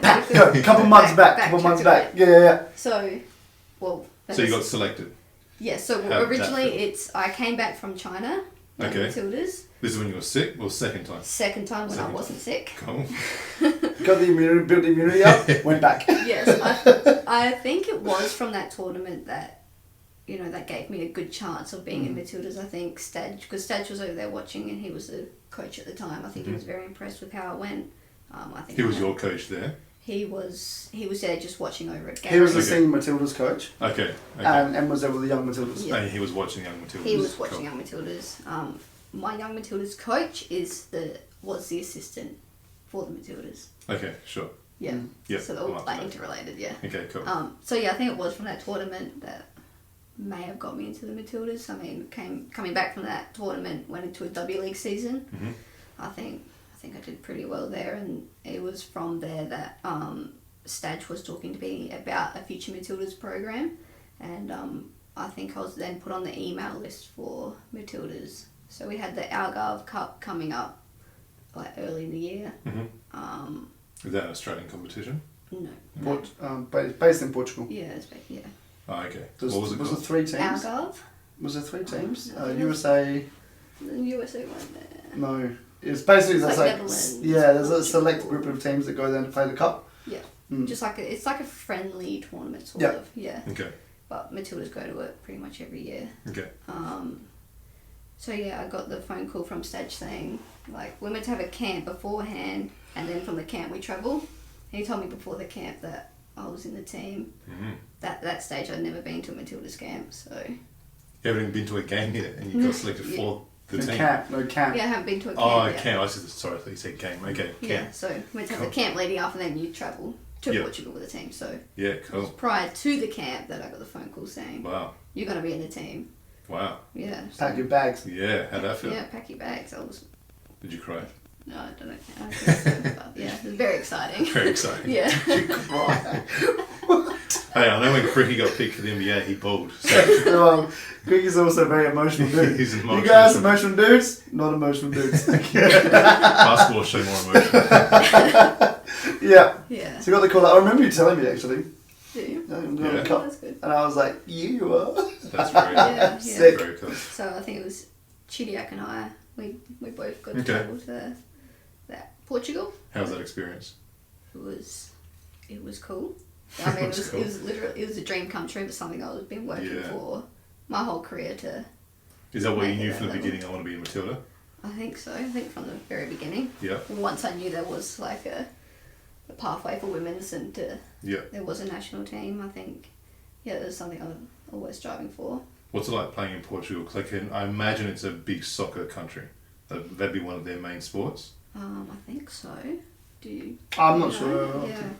'Cause I don't know what else they're known for. Yeah. Are you just Like- like? Are you just like European Yeah. football? It must Well, be. I know there's some there's some big basketball countries, Yeah, but yeah. I don't know Portugal is great at basketball. So So it must be football. If it's not a court sport, it's got to be the field I sport. don't think they do rugby. Could be footy. It could be. It could be. Yeah. Europe is big in general. Yes. A lot bigger than here. So I'm right. Yeah. Don't know yeah, how yeah, you're right. We can't. Create. You've drawn a long bow, but you're right. Okay. It's drawn now. Okay. There's how's the experience. So dream come true, man. Yeah. Yeah. I mean, got to make my debut, which was awesome. Big crowds? No, not really. No. No. Oh, okay. No. Not that I remember. No. Is that just because it's like you said, it's a friendly competition, though? Yeah, it was a friendly Okay. competition. It wasn't like your big competition like a World Cup or a Yeah. qualifier or something like that. And it was held in Portugal. I mean, like if you want a big crowd, it's probably the US is Okay. where you get the numbers. But yeah, very cool experience. Mm.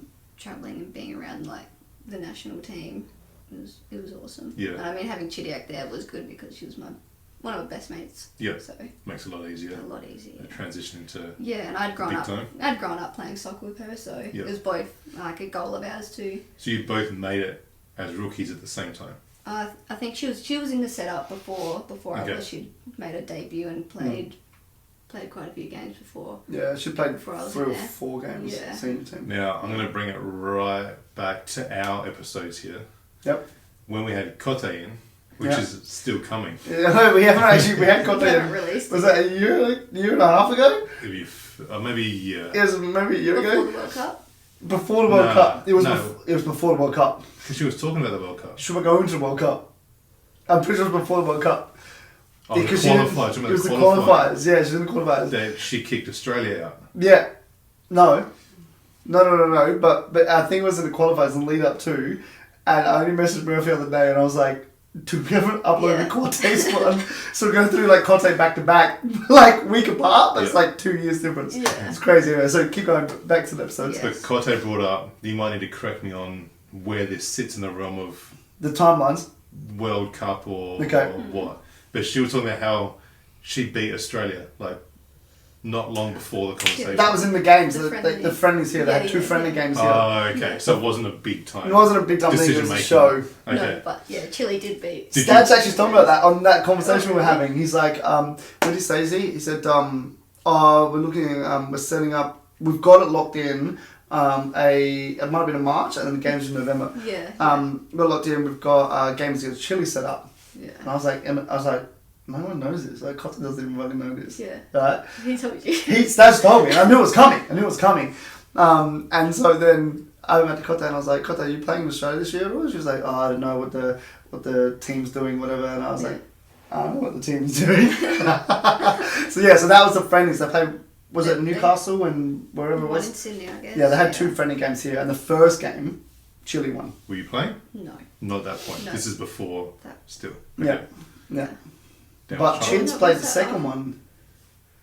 Chins played the second game. Yeah, I think I remember. Yeah, because I Yeah. flew over for that one. Yeah. Yeah, but so that was around that kind of time.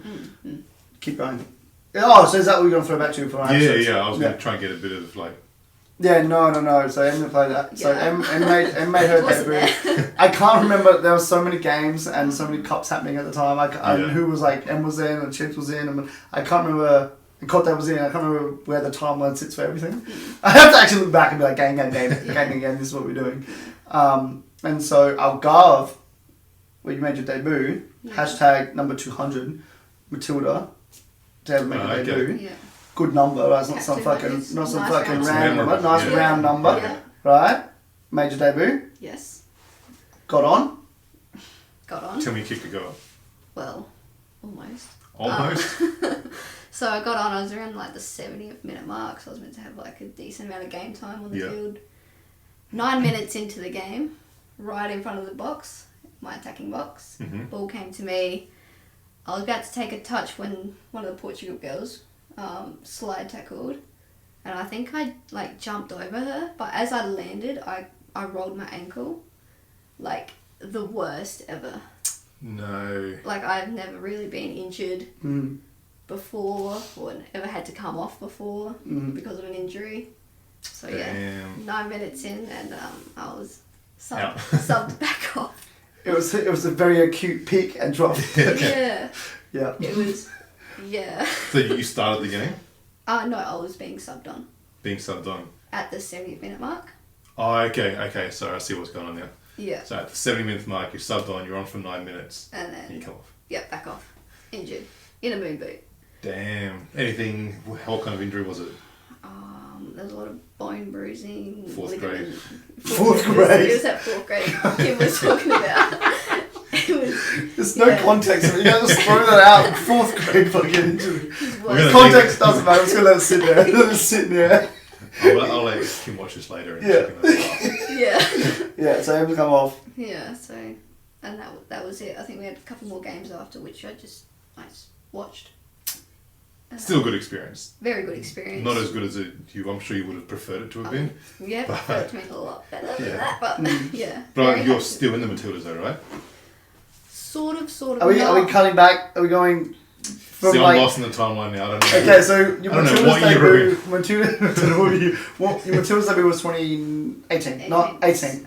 The start of 2018, yep. Start of 2018. Okay. So we're still 2 years ago. Okay, Yeah. we're catching up. Got an injury made a debut. Got injured, came off. Cool. Now we Okay. recovered from injury. What happened? So now we're back here in Adelaide. You're with United still.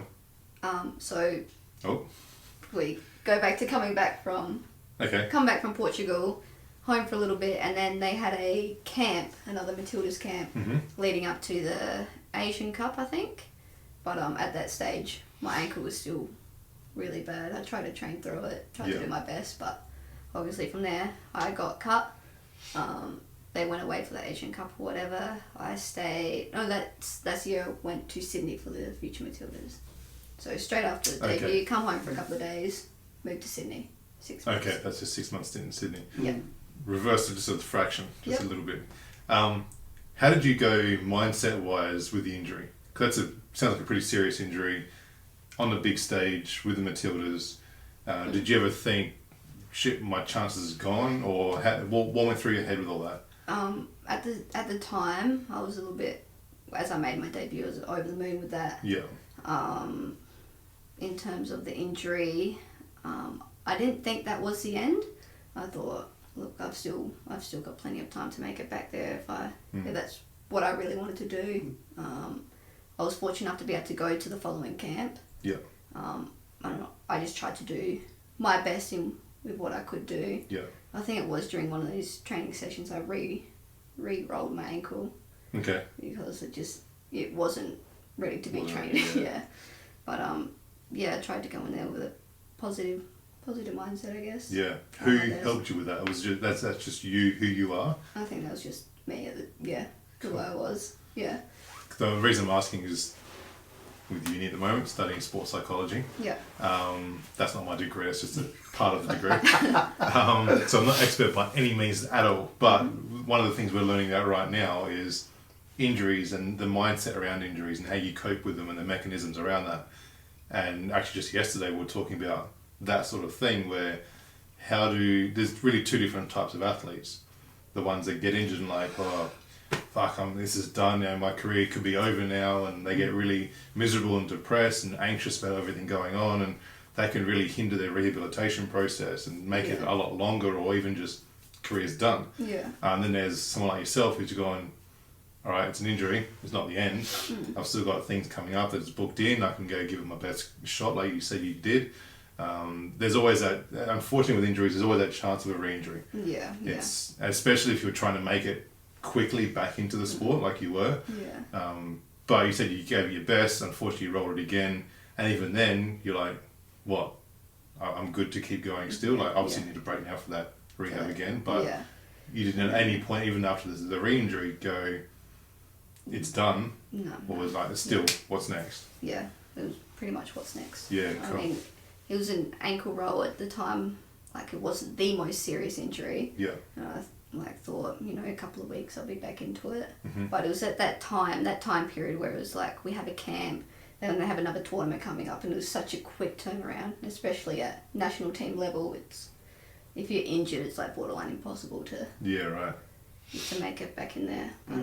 I guess that's sport. Yeah. Yeah, you don't know what's going to happen in terms of injuries. I do remember my parents telling me once, like, you're always only one injury away from ending your career. So I think... Yeah, serious one, I guess. Yeah, serious injury. So hence why I try to focus on something outside of football as well. Yep. In terms of like the personal training, S&C work. That's a nice little segue. Yeah. Because you pretty much started, what, a year or so ago? Maybe a bit longer than that? When did you start with Josh actually working? Actually working just over a year now. Just over a year? Yeah. Cool. Yeah. How did that come about? So, because you said you did it, the Cert 3 back ages ago. Ages ago? Yeah. I act like you're really old. Back ages ago. Yeah. For me, it was ages ago.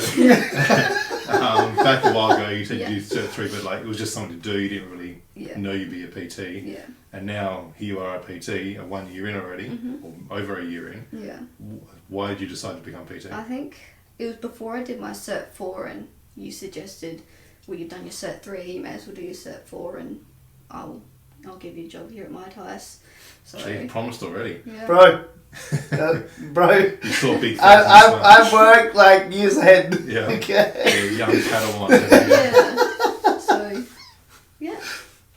So I did the Cert 4, and I think I had completed it, and there was still like a little while in between before I decided to because you and there was like W-League season and whatnot in there. There was a lot of going in between. Yeah. But eventually decided to, alright, I'll give this a go. We'll see what happens. So then started working with Josh, doing boot camps, a couple of clients. Yeah. And went from there. Is that what you thought it would be? I didn't really have any idea of what I thought it would be. Yeah. I just sort of went into it. Yeah. Because a lot of people think that it's a glorious industry. Like, you're in there, you make heaps of money, you train the best in the world and the best athletes and celebrities, and it's just fantastic. And then they get in there and like, fuck, it's actually a lot of hard work. You got to find your own clients, and normally they're not the celebrities or athletes you wanted initially. So you didn't have any expectations. You just went in like, you know what, whatever happens. Just gonna give it my best shot and go for it. Exactly. Yeah, that's pretty much how I went into it. Yeah, got in here a year later, still Here I am, going with it. still working. Going through like living in period and coming down and W-League seasons and not being available, and I run a very flexible kind of place, as you know. Yes. I work years ahead, but it's flexy, man. It's flexibly good. So that was interesting from my perspective, because I was always like, do want to give you more coming in doing stuff, but I was like, okay, cool, what are your like training hours, and how do you like training for the team? Well, when you're away, I couldn't build consistency around providing education or providing some training or development or whatever that may have been. So it was like, it was everything. It was like kind of like long drawn out. But that's the thing with sport. You got to understand that if you're at that level, and you've got things coming up, and you want to commit to it. Like Emma's focused. The thing is, like, if she sets her mind to something, she's going to do it. And I've also had conversations with your mum about things that you didn't even know about. Like the vision board, right? So the vision board in your room. You got a vision board? Well, talk about the vision board. Oh, I want to give us an idea what it looks like. Emma's like, how the fuck did you know about the vision board? Thanks, I don't even know. I've gone through quite a few vision You've gone through boards. quite a few this year. No, we're talking more so last year. We're talking about the vision board and things you had on there. Not necessarily needs to be about the vision board itself, what was on there, but the very fact you have one. Yeah. Indicates you've got a focus. Yeah. I love that. Yeah. And I love that. When I heard that, I was like, I knew it. Yeah. I knew she would have. Doesn't talk much, but I knew it. My mum was telling me all that sort of stuff. You're a very introverted person. That you talk a lot to yourself. No, I don't think so. No, just quiet in general. Yeah. I think I talk to myself. Doesn't talk to anyone at any time. Into yourself. when I was like, hey, do you want to come on the podcast? I was like, I've got Murph on one side and I've got Emily Condon on the other side. Fluff a lot. There's a bit of fluff coming. So talk about why you first set up a vision board, all right? And also not just like vision board, but like how you focus on your goals. Okay, well, I think it came from my dad, and he chucked out the suggestion. I think I was young when I made my first one. I mean, my first one is literally just photos of like professional soccer players and like all these cool quotes. Yeah, yep. I think that's still on the back of my door at home. Like Sick. Yep. So yeah, that's pretty much all that was. It's just photos and quotes. Yeah. I think Dad suggested to me, like, if you want to, like, you make it a high level, let's set a goal. Let's set like mini goals that you try to achieve to get to them. Play at a high level. Mm-hmm. You got to have the steps in between. Mm-hmm. So I think that was the purpose of the vision board. Mm-hmm. It was just to have it there in sight. Okay, here's a step. Here's step 1, step 2, and how have you found it's evolved then? Well, obviously, like, as I achieve things like making the state team, making like a schoolgirls Australian team, obviously tick them off. Yep. So then the goals just get bigger, they change. I mean, like at the moment, it's not just soccer based now, it's also personal training, S&C, goals with that. So it just changes as I grow up. Mm-hmm. Yeah. And the very idea of having one and something, it can be a vision board, it can be written down, it can be whatever, mantras, quotes, whatever. To me, it's like, it's a constant reminder of what you're working towards, Yeah. Why you get up in the morning. Yeah. But every morning, because I find out, like, I find personally, if you talk to people, it's a small segment of people that would have set, not just a goal, but like something that they actually focused on. People are like, oh, my goal is to own my home in 30 years. Cool, that's a fluff goal, right? Because you just keep putting your automatic payments in. I call them marshmallow goals. Marshmallow goals. I like that one.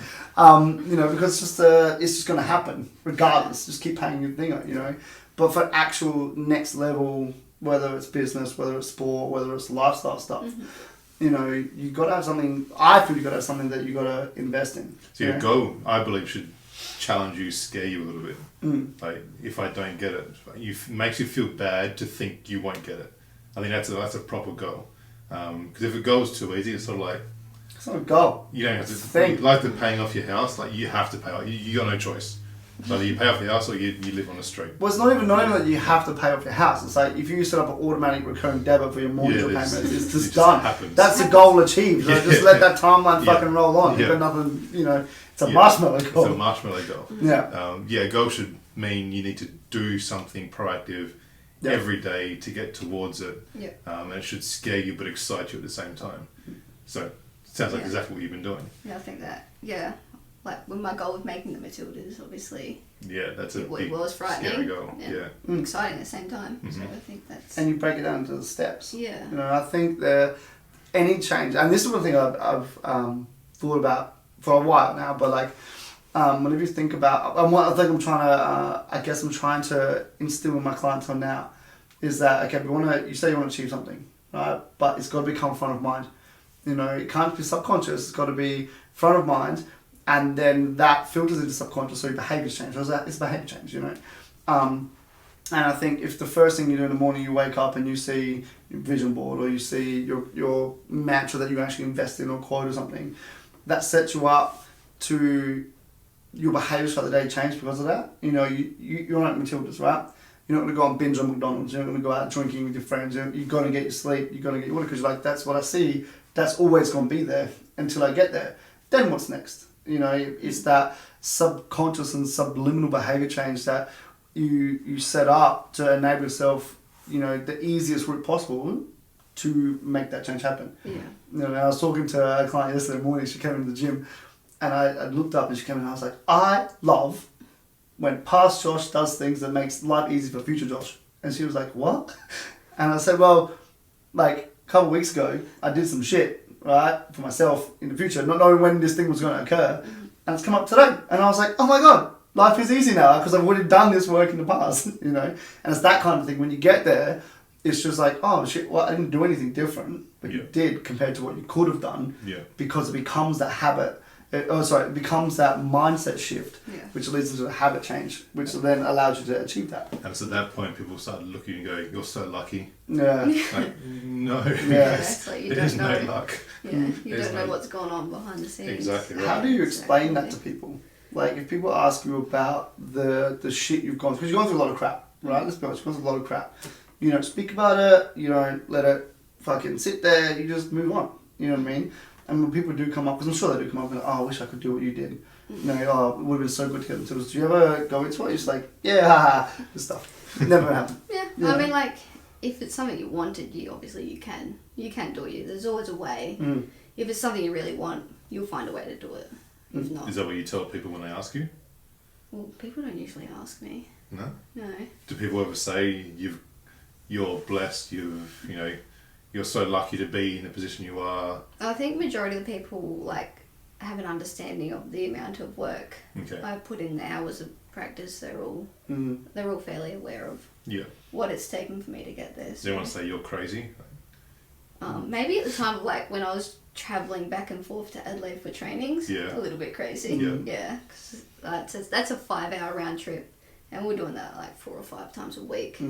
Yeah, well, it's a lot. When your parents. Yeah, so crazy parents, not me. Hey, credit to mum and dad for that one. Absolutely. Yes. Well done. I was gonna ask something else. Well, looping back into that, I was gonna ask you previously when you throw out, in the backyard, kicking ball against the wall for touches and whatnot. How many hours would you reckon you would do that at a time, or over a week? Not in general, like the whole thing.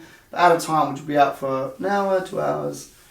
Or you're dribbling, or you're juggling, whatever. How often? How long would you be out for doing that? Like, I reckon an hour and a half, 2 hours. At a time, just hitting a ball against the wall. Yeah. Like Rain Man, just boom, touch. Playing a game against my Boom, brothers. touch. Yeah. Yeah, little 2-on-2, I'll get that out there. Yep. Yeah, like every night after school to be out there. So After dinner, put the lights on, let's go out, kick the ball. That's awesome. Let's have a game. Kids used to do the same thing. Jan did the same thing. And you'll see what happens with the results, right? So 10,000 hours, right? It's 10,000 hours. You know, but this is minimum, you know, but Yeah, but it's the quality of that, like wanting to do it over and over and over and over. You could be sitting aside playing computer games, could be watching TV, like, no, I'm tired today, but you do it, you know, and you obviously don't know where it's going to lead, but if you've got an idea of where you want it to lead, it's going to lead there. You know, I said to, who was it? I was talking to someone about juggling a soccer ball. What's your maximum number of juggles, like, you know, what juggle is? Don't ask me. Okay, so it's kicking a soccer ball up in the air, left foot, right foot, right foot. Yeah, I know right what foot. juggling is, but don't ask me what the number is. Okay, no. I know your number. Probably One. Maybe 2. So what would be The your second number? was like a reach lucky. Yeah, you get in there. What would be your number of juggles you've ever done in a row? My record is like 1,200 and something. What? I'm pretty sure, yeah. How do you stand for that long? I concentrate for that long. And that's what I wanted to get into, because I knew it was over 1,000, right? Yeah.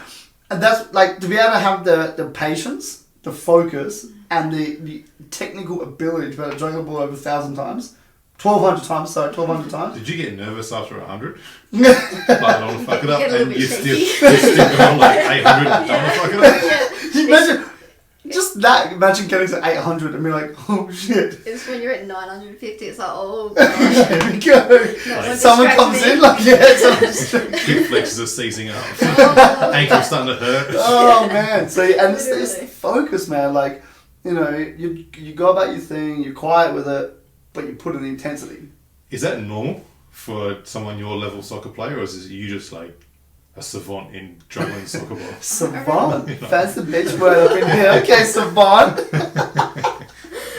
I don't know. I mean, I always hear of girls complaining about juggling, but As in they can't do it? usually the ones that can't do it complain about it. Yeah, that's how it works, yeah. Yeah, it's like, oh, it doesn't even help with your soccer. It's no good. You're not going to use this in a game, right? But it's not that you won't use it in a game. It's more so it works on your touch. To the control of your It's the foot on the control, ball and- yeah, and things like that. I mean, like girls go for 20k runs, and it's like, well, that doesn't help with your soccer, does it? Oh, Yeah. nice. Well, I'm going to have to quote I mean, that one on the show. Please mention ladders at some point. Don't! I fucking muted you. No, you don't get no ladders. Yeah, no, exactly. It's the finesse It's of like it. the principle behind it. Mhm. Yeah. So that's what I'm getting at here. Yeah. It's that, and you know, you do that. So what I'm interested in is because I don't think we've ever really discussed the transgressions. No, not transgressions. The transformation. Josh normally makes up a word every second Yeah. episode. No, transgressions is a Tangential word. lines. Transgression is a for sure. It's a Yeah. for real word. A real word. But no, my question. I was talking to some of my clients about you, No. right? And I was like, we're going to end on a show at some point in the future. Right? What do you want to ask her, right? And the question they came up with, which I thought was interesting, is how do you find the W-League has changed when you started to now? I mean, at the start. So in terms of talk in terms of pay. Talk in terms of everything. Go. All right. So for pay, obviously, nothing at the start, and it wasn't until 10 seasons into the W League, where I think it had a lot to do with AFLW coming in for their first season and chucking in 10 grand to all players. How is it? 10 seasons in? 10 seasons. How many seasons in a year? One. But I thought you started in 2013. Yeah, but she the started. W League. Oh, that's The okay. W You're League. going to start at the so beginning of the W league. Yeah. W So- League was already. I thought you were talking about your 10 seasons. No, I'm I was like, like- what year are we in? Throws out the word savant and then Yeah. it's like maths. How long have we been sitting here for? Yeah, so 10 seasons into the W League, from the Okay. W League start. How, Yeah. when did that start? How? 2011 or 2010? Yeah, right Okay. there. Oh, yeah. Well, Yeah. couldn't be 2011 because 10 seasons would be next year. You know what? Maths.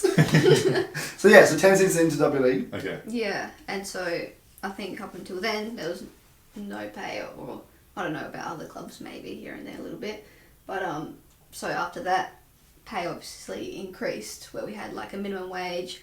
We had PFA, which is like the Professional Footballers Association, come in and try and like raise the standard of the W League, make it more professional. I mean, when I first started, we were playing our games were out at Burden. I don't know if you know No. where that is. My land, Henley Beach, Ridleyton, Burton. Okay, cool. Near Salisbury way? Yes! Okay, cool. Halfway I like how you got this section is the northern suburbs. It's like, you ever play PlayStation games? I'm not sure you have. Yeah. If you haven't been to that part of the map yet, it's fogged. So you can't really see it. Yeah. But if you fast travel there, that little bit opens up. That's me. That's true. Anything between Salisbury and here is fog, but that's clear. I love that. That's great. Yeah, so I played at Burton. Yeah. Going. So we started off playing in Burton, and obviously the pitches there are not great. Okay. Usually flooded underwater after a little bit of rain. Yeah, things right. like that. So now, obviously our games are held at Martin, so Blue Eagles home ground. Don't know if that. I do know Martin. you There's a know- basketball stadium there. Oh, Yeah, yes, there is. Do you know Blue Eagles? You said Blue Eagles? Yeah, there. Does that ring a bell? Yeah. Why? You train them. Good! Alright, good. We are okay, good.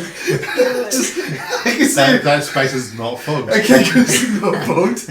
I love this. This image Miles Murph map in my head is just like black and then there's like West, Spaces. Salisbury, Martin. Little clear circles. in my head.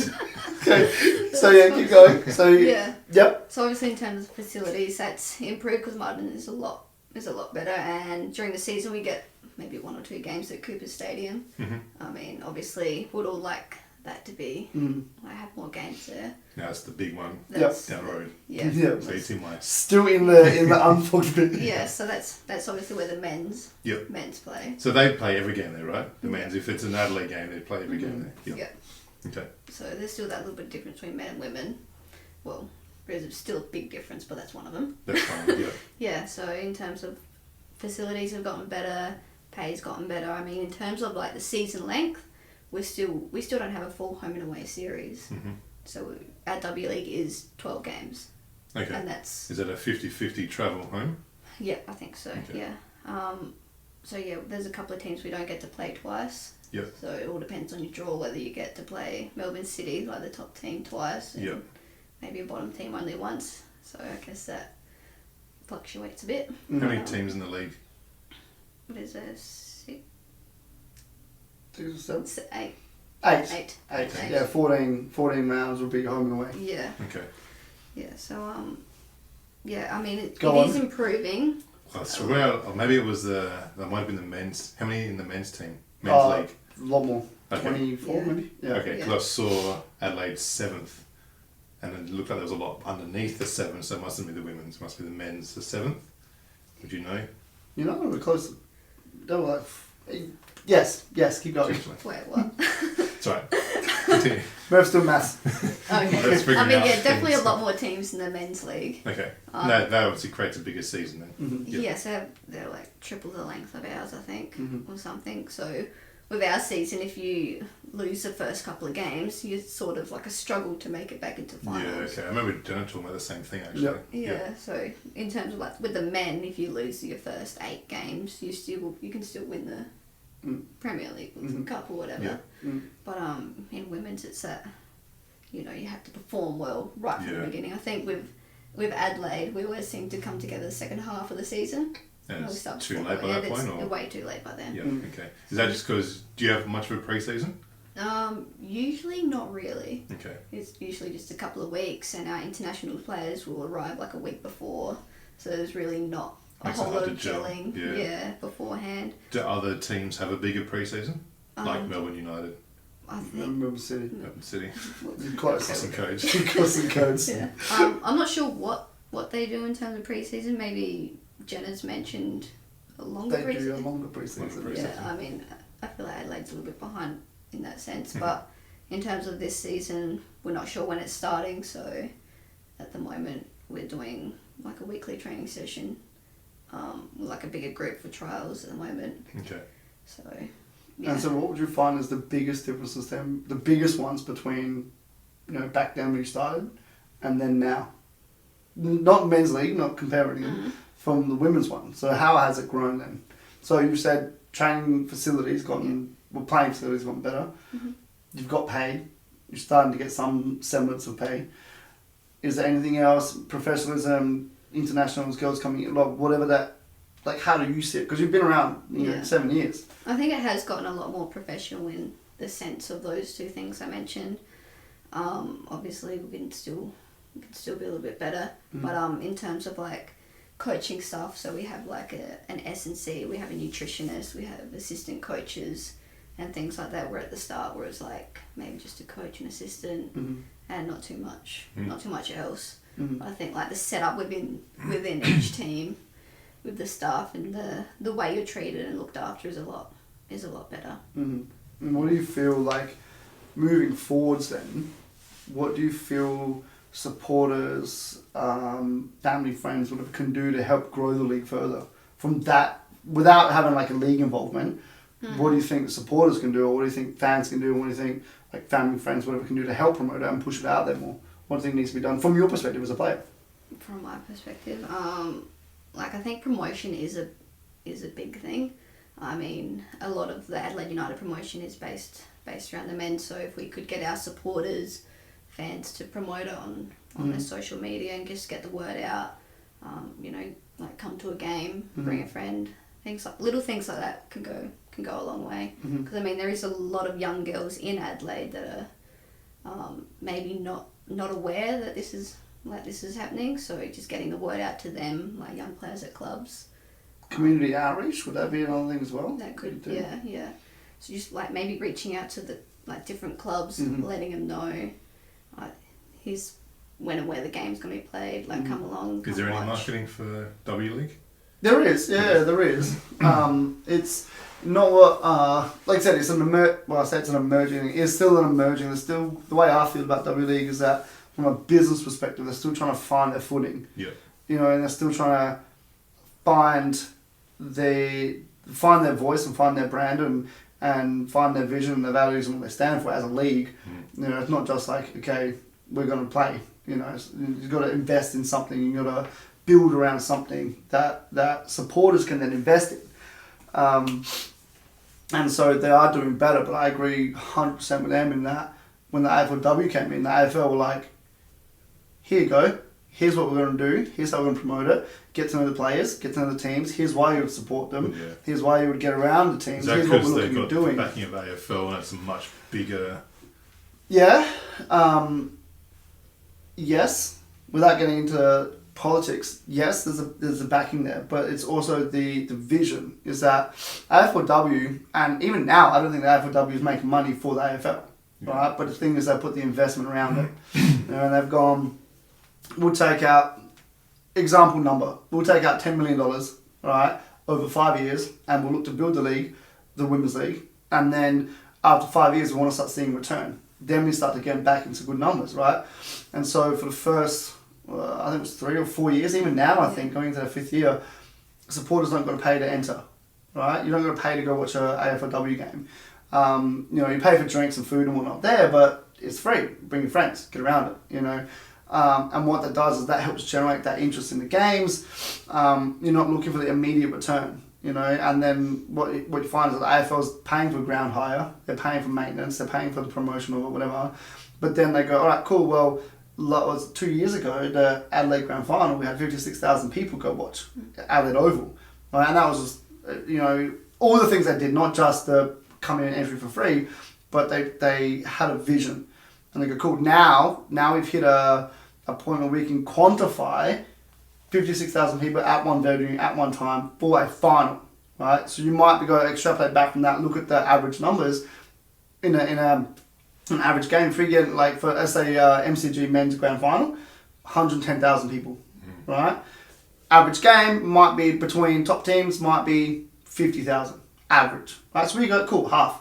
Right, so if they can then go, all right, well, we've got 56,000 in the grand final, we can expect 28,000 at a game, half. You know what I mean? And you can start to build around your numbers from that, and you actually quantify something rather than just being like, oh, here's a league, go do that, do what you can with it, and not put an investment around it, you know. I don't feel like you need to have a massive marketing budget. I think you just need to be smart with how you do things to be able to get the promotion out there. Which hence why I asked about, forget the league, what can supporters do and what can brands do if they want to be part of it, you know what I mean? Like, on a personal note, I find it very interesting that close friends of mine who never would have had any interest in women's sport or soccer. I lie. Women's soccer, not women's sport. Women's soccer have now started watching games and getting around players like close mates of mine because I promote it on my own channel by myself. Yeah. And if that's 4 to 5 dudes now that either play on my team or here I'm working with some people or whatever, and they go, oh shit, I saw Em doing this stuff, or I saw Chis doing stuff, I saw Jen doing some stuff, whatever. I might watch a game, and they go, oh, watch a game, it's actually pretty cool. And then they invest in it, you know. And if I can get 4 to 5 people, you get 1,000 people, you get 4,000 people. You know, and all of a sudden it's start to build towards those numbers. And it's that kind of, that's how I see it from a business perspective. You know, you start a business, general way would be take out a loan, $100,000 loan, and then over the next 5 years we want to basically get people investing in the business so then we can pay off the loan and then we're making profit. Yeah. And that's exactly, I respect the hell of the AFLW for what they did. When they came in, I called it from the start. I was like, free, all this promotion, free ticketing, and I think it was the second year they got media rights or whatever they did. You know, so they're paying for this stuff. And I was like, they're going to want to see a return in, it could be 10 years. You know, I don't know the actual plan, but they want to see the return, but they've invested. Yeah. And you're going to get the return because it's considered, you know. And it's a matter of now, how do we do that with people? Like, how do we get M's close family and friends, might be 10 people, to then promote it, but on the reg, not just once a year, or M sign, bang, well done. It's like, for me, it's every fucking day doing shit, you know what I mean? And that's how I see it from that perspective. You know, it's still an emerging league, but there could be some other decisions put around it that might actually help develop it further, you know. That's like league level.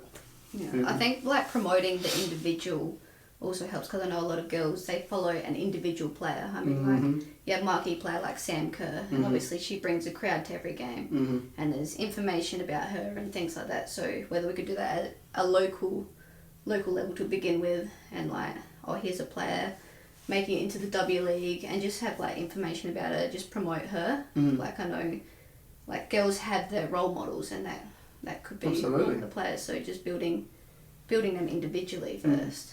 And then they follow the team. Exactly, and that's a huge thing, and that's exactly what AFL did. You know, it's exactly what you do if you wanna build like NBA, choose a player, right? Yeah, I followed Shaq, and also I followed Lakers. Right. Yeah. That's how anyone will really normally follow, unless it's like your parents following them in the first place. And you don't know why, you're just born into the jersey. Yeah.